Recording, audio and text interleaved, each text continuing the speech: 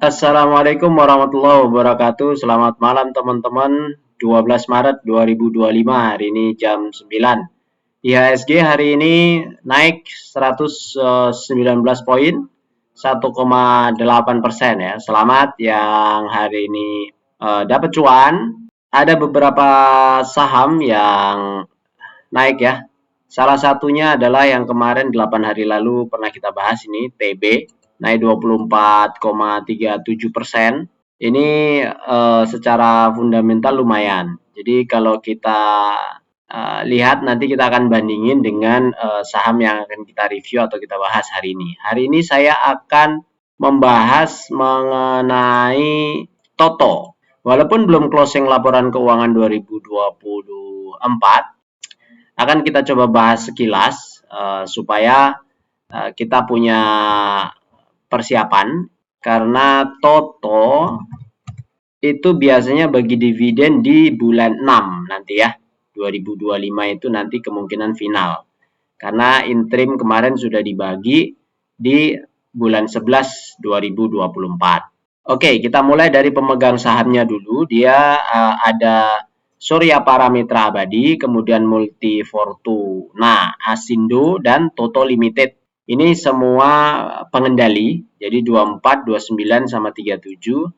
Masyarakatnya hanya 7,51%. Jadi free floatnya hanya 7,5% ya. Kemudian kalau kita lihat di public expose, ini masih tahun lalu public expose-nya. Nanti mungkin akan ada lagi di bulan Juni ya 2025. Kalau nanti ada, kita sempat ya kita nanti akan review lagi. Posisi ini adalah posisi di tahun lalu ya, pemegang saham asing dan nasional.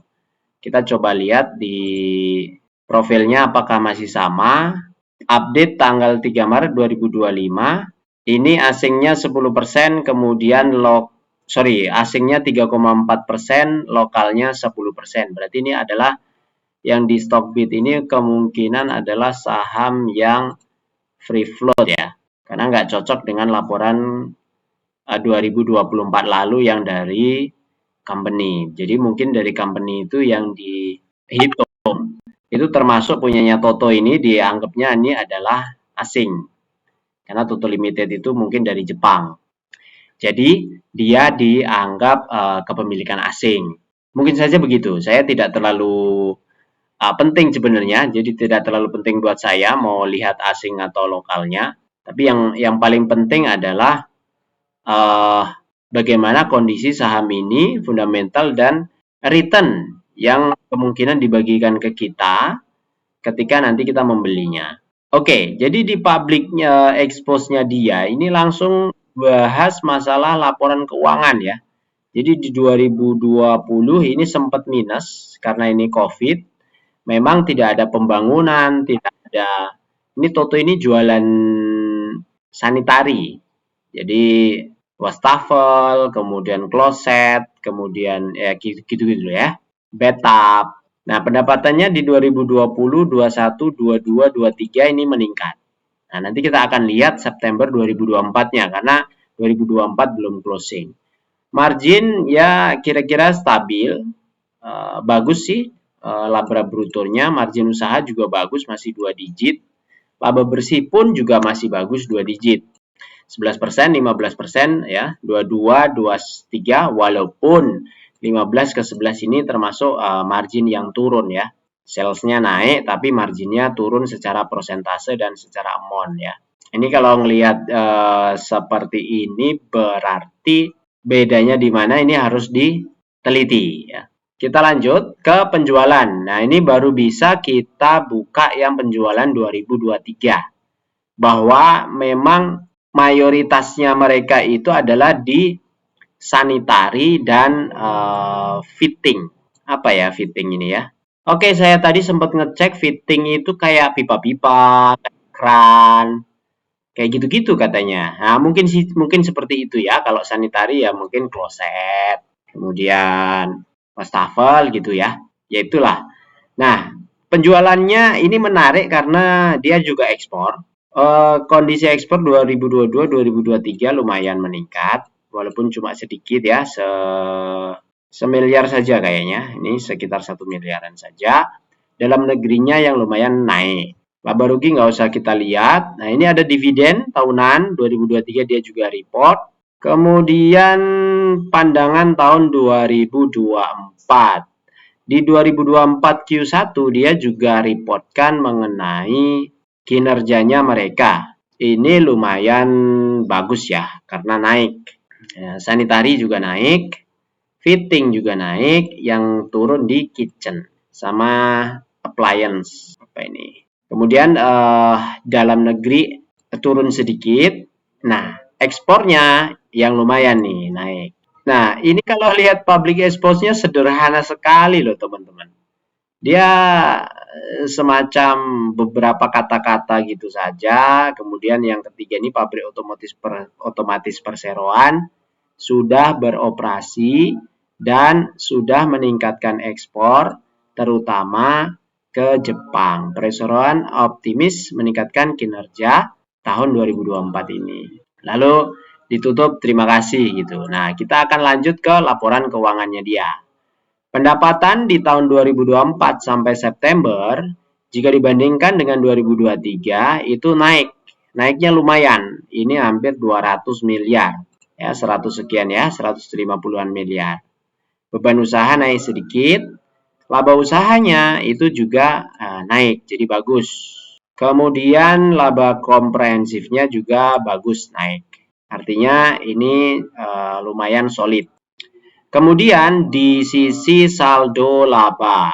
Saldo laba kalau dilihat per 2023 itu ada sekitar 2 triliun. Kemudian dibagikan kasnya 100 miliar. Laba berjalan 18 sehingga masih 2,1 triliun September 23. Di 2024 masih ada 2 triliun. Kas untuk dividen itu 92 miliar, laba periode berjalan 198 dan saldo akhirnya itu 2,18.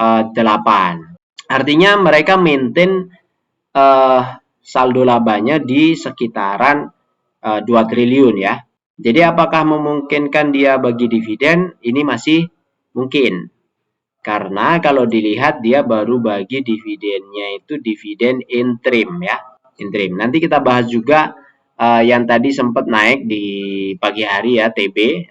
Nanti kita bandingin aja sekalian di tabel Excel-nya yang biasa saya share. Oke, jadi secara kinerja saya pikir tidak ada hal yang aneh dari Toto. Mungkin secara perusahaan teman-teman sudah tahu semua ya, jadi saya tidak perlu jelaskan. Toto itu adalah untuk brand sanitary ya, kloset dan seterusnya yang tadi saya sampaikan. Terus apakah ini sudah murah? Jadi kalau dilihat pricing hari ini 208 itu naik 1% dari kemarin. Nah, terus TB ini yang pegang TB harga bawah mungkin hari ini agak jingkrak-jingkrak ya. Karena 19% nih plusnya dari kemarin. Berarti ini naik. Saya pegang sih sedikit ya. Kemudian kalau dilihat dengan angkanya naik, berarti kalau kita beli di pucuk atau beli di harga sekarang, TB itu masih kemungkinan bisa setahun itu kita punya yield dividennya itu 7,4. Kan kemarin sebelum saya review ini, TB itu punya dividen yield. Teman-teman cari aja di video-video sebelumnya ya. Itu punya yield dividen kalau nggak salah 10%. Jadi seperti ini risikonya ya. Kalau harganya naik, maka dividennya pasti share-nya yield-nya itu pasti akan turun karena amount dividen itu tergantung dari hasil di perusahaannya, bukan dari harga sahamnya. Jadi persentase itu atas hasil. Jadi hasilnya yang mana? Hasilnya yang ini nih. Kalau kita asumsikan Rp55 per tahun. Dari mana Rp55? Dari EPS yang 90 dikalikan dividen payout rasio 61% biasanya TB bagi segitu. Nah, kemudian untuk Toto bagaimana? Toto EPS-nya kita coba lihat EPS Toto kira-kira di 25 atau 24. Kita ambil yang terendah saja ya. Kita ambil 24. Oke. Kita ambil 24. Dengan 24 dividen payout rasionya 78%. Jadi kan tadi di sini juga dia sampaikan ada masalah pembagian dividen. Ini 76% nih dari laba neto 2023. Asumsi kita pakai aja lah ya 76%. 76. Maka kalau EPS-nya tahun ini 2024 itu adalah 24, dia akan bagi totalnya kira-kira itu 18 rupiah atau 8,8%. Nah, kemarin pas waktu di tahun 2024 dia kan sudah bagi 12 nih. Sehingga masih sisa sekitar 6. 6 ini mungkin akan dibagi nanti di bulan Juni. Jadi kalau nungguin yang 6, berarti kita hanya dapat 3%. Tapi kalau setahun penuh kita pegang, itu kita kemungkinan dapatnya ya 8,8%. Jadi apakah ini murah? Harganya yang 208 sebenarnya so-so.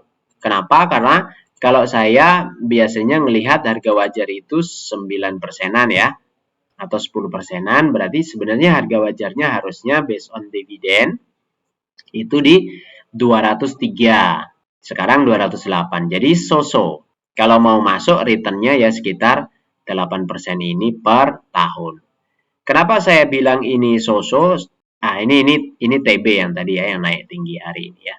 Biasanya kayak gini-gini teman-teman harus hati-hati nih, volumenya gede sekali. Ini apa ya namanya? Ini nggak normal kan?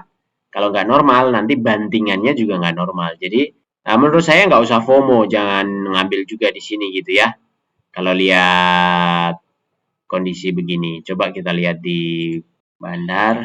Net value-nya cuma 5 miliar, banyak distribusi, berarti kemungkinan ini tuker-tukeran barang. Nah, ini saya nggak tahu nih kenapa begini ya. Banyak semuanya itu distribusi, net value cuma 5 miliar, volume transaksi itu 70.000 lembar ya, ini kalau nggak salah ya. Average di 714, tapi harganya naiknya luar biasa. ARA kah hari ini? Oh ya, ARA ya. Oh, jadi di auto reject. Ini hanya dengan 5 miliar, teman-teman. Ya, ini ya. Kelemahannya kalau kita investasi di saham yang likuiditasnya itu kurang besar, itu ya gampang ditarik-tarik harganya. Itu memang gampang. Ini kan TB itu likuiditasnya juga cuma 1,7 miliar sehari transaksinya. Tadi net kan 5 miliar tuh.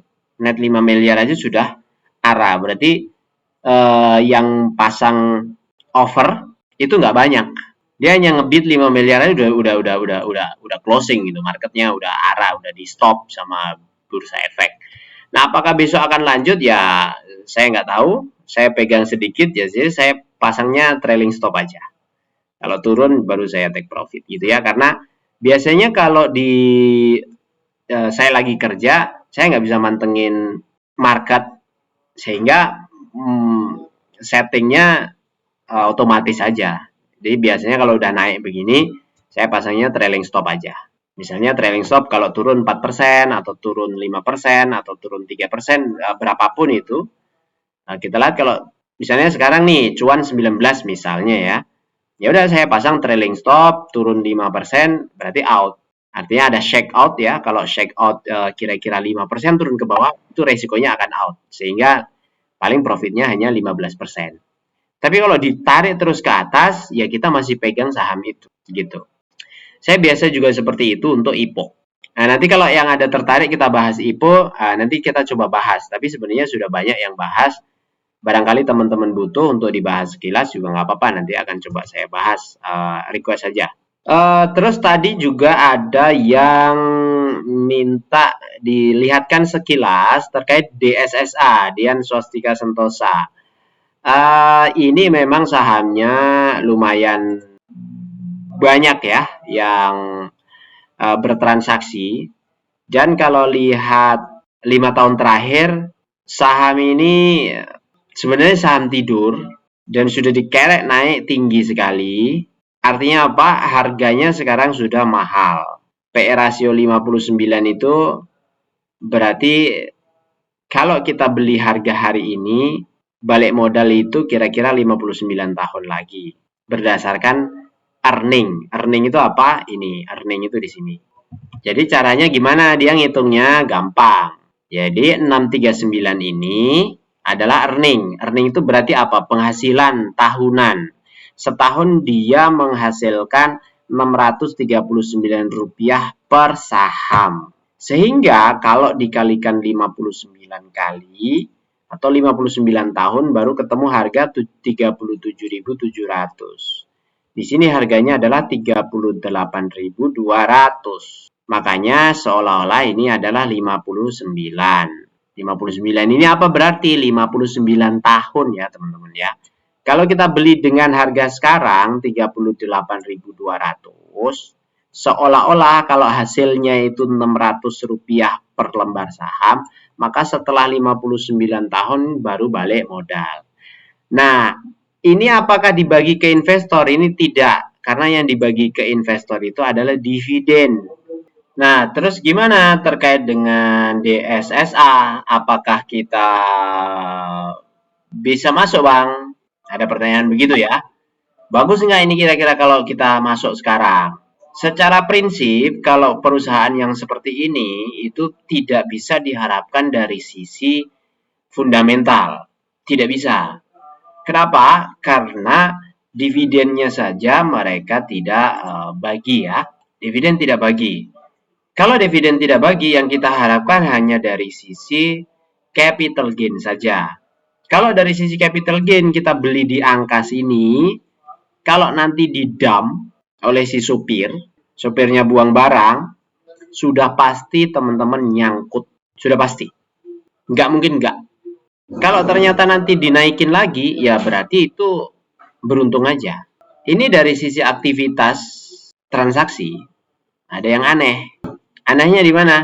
Nih, kalau dilihat dari sini volume ya, volume itu nggak ada. Harian tuh volume nggak ada. Tiba-tiba di sini volume itu banyak. Volume banyak, agak tinggi transaksi harian sebelum stock split. Setelah stock split, normalnya saham itu kalau di stock split ya mestinya ada shake out turun lah normalnya. Tapi ini kan nggak tahu ya. Setahu saya begitu. Tapi ini saya bukan ahlinya untuk menganalisis saham yang tipikal-tipikal begini. Tapi yang bisa saya ingatkan ya teman-teman atau yang nanya terkait DSSA, kalau saya nggak masuk di saham ini. Risikonya besar soalnya. Besarnya dari mana ya? Yang lihat dari PE, kemudian lihat dari pertama biasanya saya cek dividen. Kalau dividen nggak ada, saya udah nggak terlalu tertarik. Karena cara kita mengkonfirmasi sebuah manajemen itu baik dalam tanda kutip kepada investor atau tidak, ya dari dividen. Karena kita itu retail, jadi kita tuh nggak punya kekuatan apa-apa di dalam pengendalian perusahaan ini. Berapapun besarnya uang kita ya, kalau masuk di market, pasar seperti ini, kita nggak bisa apa-apa. Kenapa? Karena floating sahamnya itu hanya 20% ini. Segede-gedenya kita punya uang, kalau belinya hanya di market biasa seperti ini, ya hanya 20%. Tetap kalah dari PT Sinar Mas Tunggal yang ada pengendali ini ya, 59%. Beli saham treasury-nya, beli saham yang ada di seluruh masyarakat, itu kita cuma dapat 40%. 40% pun kalau voting, tetap kalah. Tetap kalah. Kecuali kita masuk di jajaran-jajaran manajemennya. Paling tidak kita dapat apa? Dapat gaji ya. Jadi komisaris misalnya nih, board of komisaris kan dapat remunerasi ya. Jadi ada sumbangsih, ada manfaat untuk kita. Tapi kalau sebagai investor pasif, manfaatnya dari mana? Ya kalau saya secara tradisional dividen. Udah itu aja. Oke, cukup ya untuk review hari ini, sudah cukup lama. Semoga bermanfaat, tetap sehat, tetap semangat. Sampai ketemu lagi di video berikutnya. Wassalamualaikum warahmatullahi wabarakatuh.